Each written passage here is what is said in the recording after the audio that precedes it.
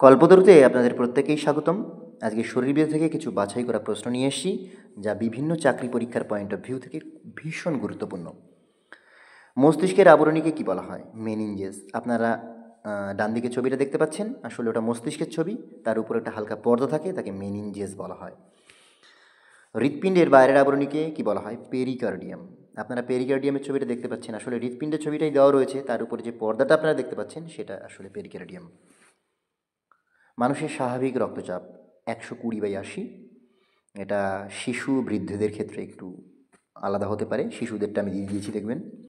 মানুষের হৃদস্পন্দনের হার 70 থেকে 72 বার প্রতি মিনিটে, অর্থাৎ 60 সেকেন্ডে আমাদের হার্ট 70 থেকে 72 বার বিট করলে সেটা স্বাভাবিক।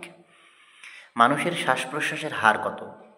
আগেরটা পড়লাম হার্টবিট, এটা হচ্ছে শ্বাস প্রশ্বাস, মিনিটে বা 60 সেকেন্ডে 12 থেকে 16 বার স্বাভাবিক।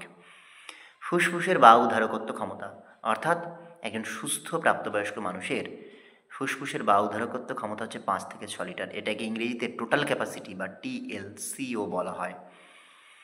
অনুচক্রিকার জীবনকাল, অনুচক্রিকার জীবনকাল 8 থেকে 10 দিন।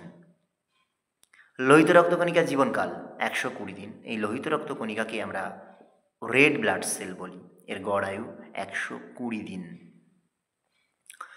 শ্বেত রক্তকণিকার জীবনকাল, শ্বেত রক্তকণিকার জীবনকাল 1 থেকে 15 দিন। আমরা